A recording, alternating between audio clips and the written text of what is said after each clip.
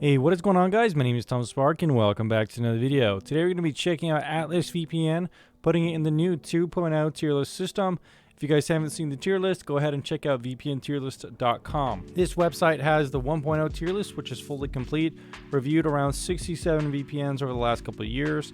Now we're putting all the same VPNs in the new rating system here on the channel, which is a little bit more accurate and up to date. So if you haven't decided which VPN to use yet, I would recommend an S tier VPN. We're going to see if AtlasVPN can fit the qualifications of what I would deem an S tier VPN, because I believe those are the best products to buy. So if you do want to support the channel, if you do want to support this video, click on some of the links on VPN tier list or find some of my recommended affiliates in the description down below. Anyways, guys, let's get on to the AtlasVPN review. As you can see here, we are on their main pricing page, and actually they do fit quite a lot of the things that I'm looking for. Really, the only thing they're missing is an affordable 1-month price plan. It is $10, just right at that point where we don't really want to see anything above that. We're looking for something under $10. I don't think I've ever really found in a VPN exactly to be $10 as of yet in the current review system.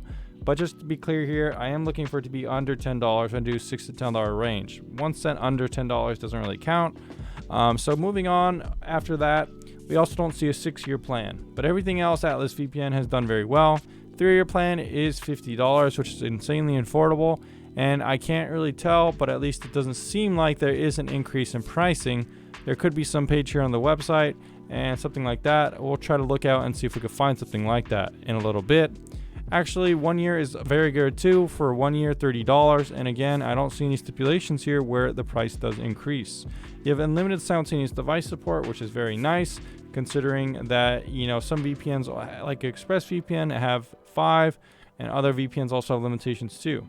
So we do like that unlimited device use. Actually, the thing is, they are using countdown clock timers just like this one. What happened was that I clicked Go Premium on the application because I think it like defaults to some free model. So I clicked that, and then there's like this website landing page which is like telling me that this deal on the premium plan is going to end sometime soon. If I click it, what happens exactly? It just takes me to the same deal that's going on now. So it's like, why is this acted like it's limited time? Not really sure. Could be some kind of cookie programming here. Let's go ahead and dig a little deeper though, if we could see if there's any price increase after the first terms, because that would definitely ding them some points. So what I could find here, it says that the recurring fees are subject to change.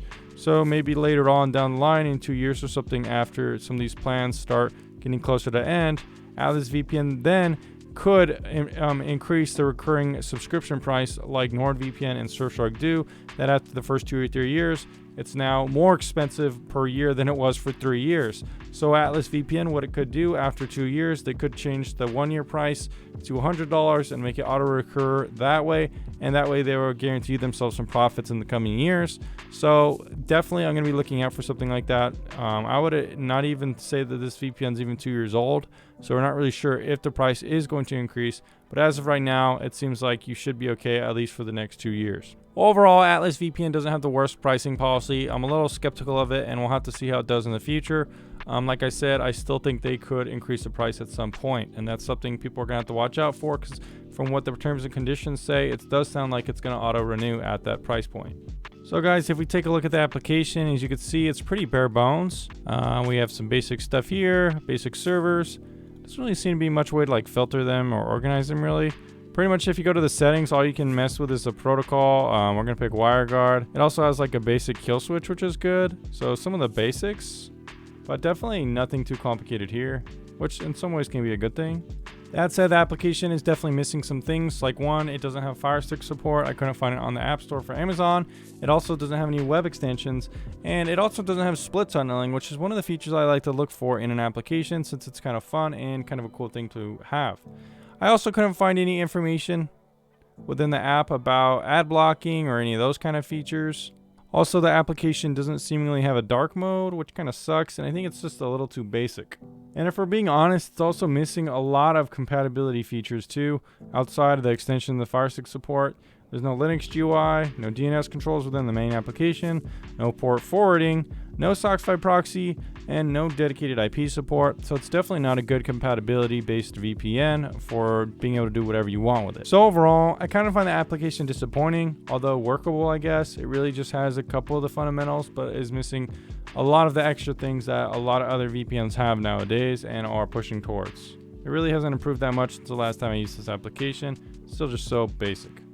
Now we could go ahead and do some speed tests to see what kind of speeds we can get with AtlasVPN. For a good VPN speed, I like to get around 700 to 800 megabits per second on this website. Anything under that is not quite as fast as I want. AtlasVPN does look to be showing a pretty good showing here, though, exactly kind of in that range I was talking about. So we're off to a good start here with AtlasVPN. Alright guys, so we are starting this speed test for torrenting with AtlasVPN, and we are getting pretty good speeds. One little thing I did notice, which was like some kind of bug, was that like for some reason I couldn't like load QBitTorrent until I disconnected AtlasVPN and reconnected. Not really sure why that would be an issue, but definitely something weird I noticed and was kind of causing me some issues. We are getting excellent speeds though with Atlas, pretty similar to stuff like NordVPN and Surfshark and stuff like that.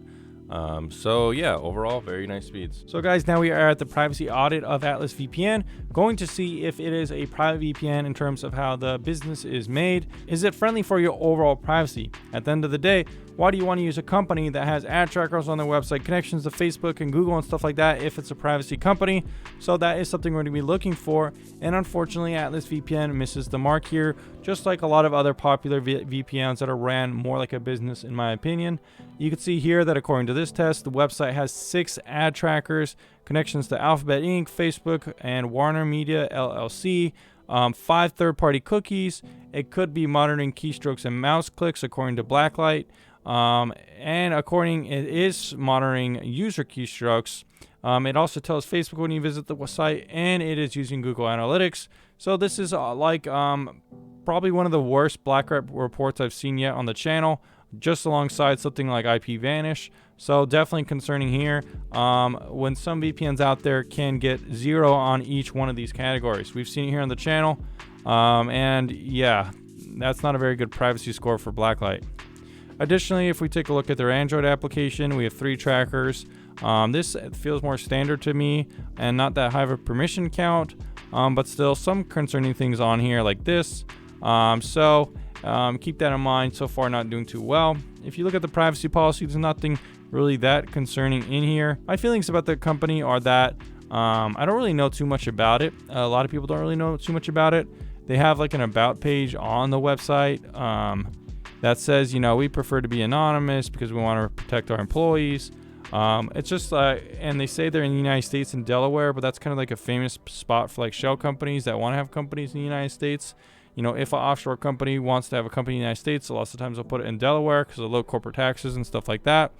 So that is a little bit concerning to me that we don't really know the people behind this company. We see other VPNs lately, like Surfshark, for example. You can find their full company listing here on the website, all their employees. All you have to do is click on the About Us page and it'll list all their employees.